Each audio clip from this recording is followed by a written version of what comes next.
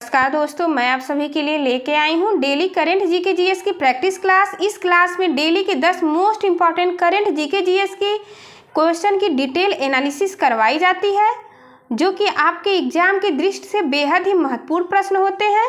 चलिए शुरू करते हैं। हमारा पहला प्रश्न, 7वां संयुक्त राष्ट्र वैश्विक सड़क सुरक्षा सप्ताह कब मनाया जा रहा है? ऑप्शन ए 15 मई से 21 मई, बी 21 मई से 28 मई, सी 1 जून से 7 जून, डी 7 जून से 14 जून। इसका राइट आंसर है ए 15 मई से 21 मई।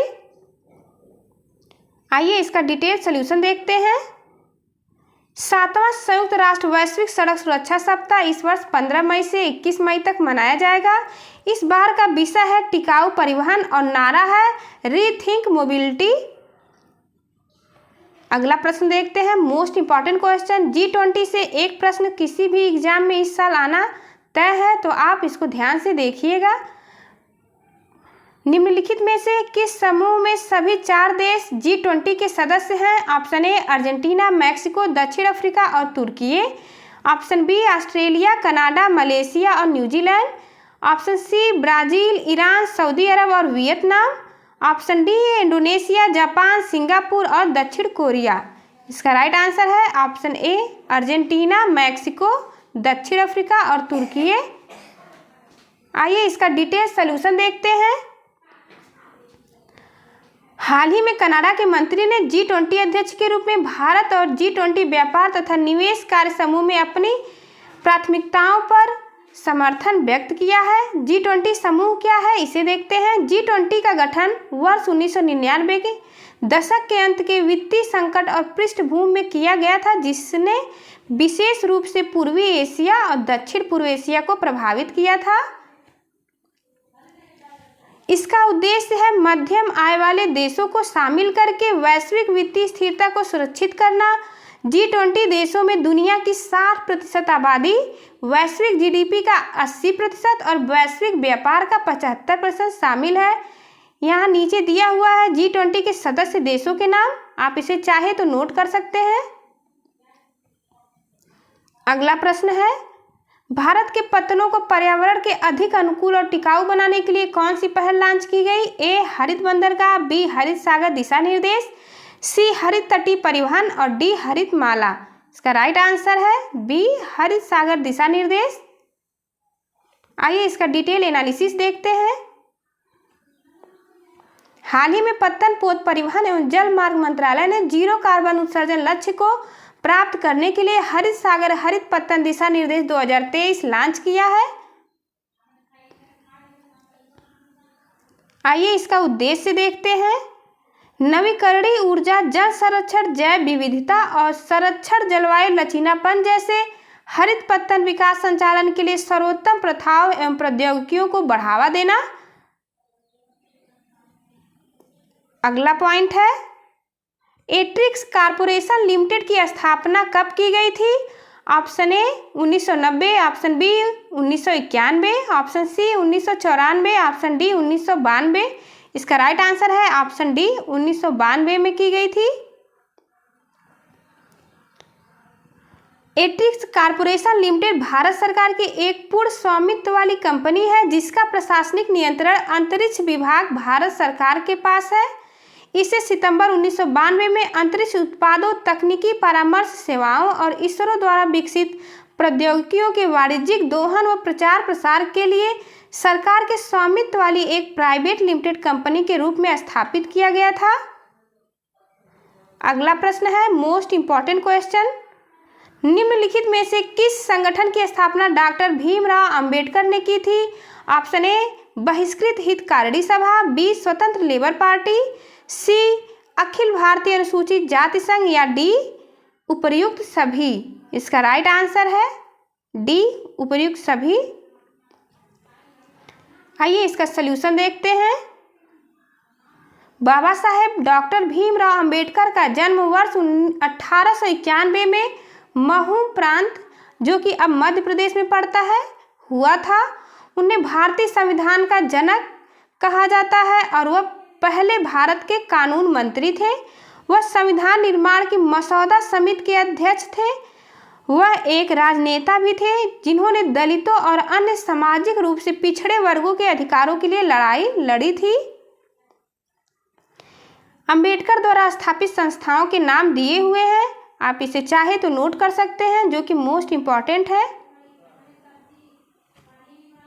अगला प्रश्न, मानगढ़ नरसंहार निम्नलिखित में से किस जाति से संबंधित है? ऑप्शन ए भील जनजाति, बी संथाल जनजाति, सी गौड़ जनजाति।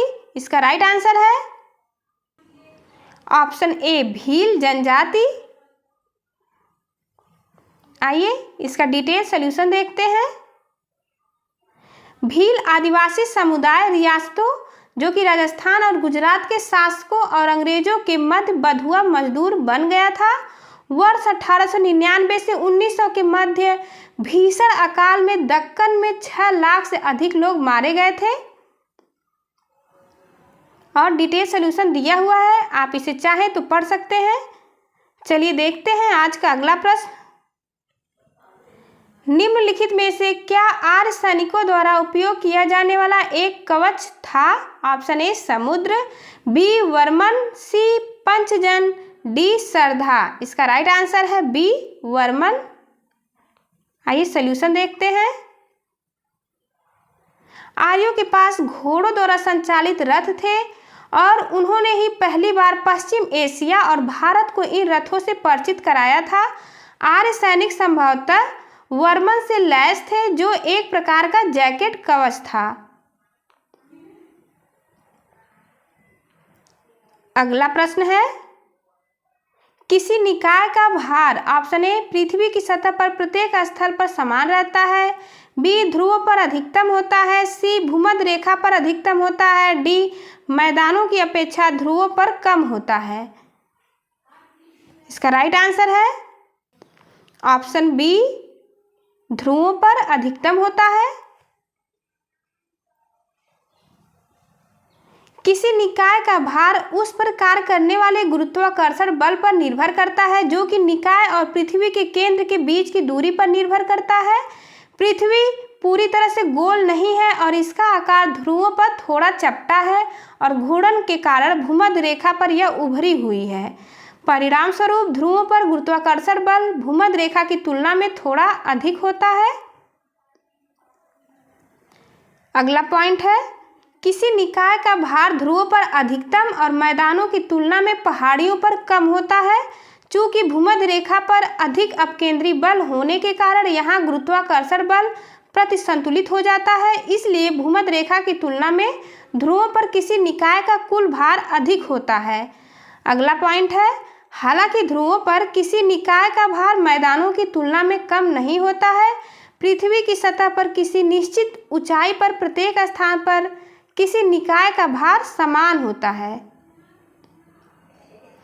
अगला प्रश्न है, निम्नलिखित में से किसका उपयोग परमाणु रिएक्टर में कंट्रोल रॉड के रूप में किया जाता है? ऑप्शन ए कैडमियम, बी सीसा, सी खारा पानी या डी कार्बन डाइऑक्साइड।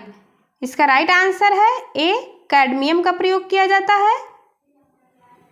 आइए इसका विश्लेषण देखते हैं। मंदक क्या होता है?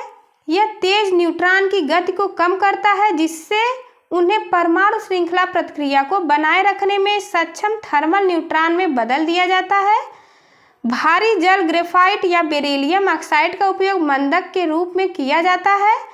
शीतलक क्या है इसे देखते हैं। विखंडन के दौरान बड़ी मात्रा में ऊर्जा निकलती है जिसके परिणाम स्वरूप प्लांट के तापमान में वृद्धि होती है।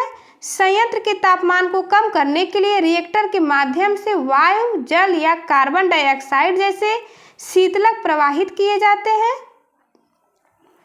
अगला मोस्ट इंपॉर्टेंट पॉइंट है, नियंत्रण छड़ें क्या होती हैं? ये धीमी गति से चलने वाले न्यूट्रॉन को अवशोषित करती हैं। जब इन छड़ों को रिएक्टर में धकेला जाता है तो विखंडन की दर धीमी हो जाती है। इसके लिए कैडमियम या बोरान की छड़ों का उपयोग किया जाता है। अगला प्रश्न देखते हैं, निम्नलिखित में से किस मंत्रालय ने कैच द रेन 2023 अभियान शुरू किया है? ऑप्शन ए जल शक्ति मंत्रालय, ऑप्शन बी ग्रामीण विकास मंत्रालय, ऑप्शन सी पंचायती राज मंत्रालय। ऑप्शन डी कारपोरेट कार्य मंत्रालय। इसका राइट आंसर है ए जल शक्ति मंत्रालय। Thank you for watching. चलिए मिलते हैं आपसे अगली वीडियो में, तब तक के लिए नमस्कार।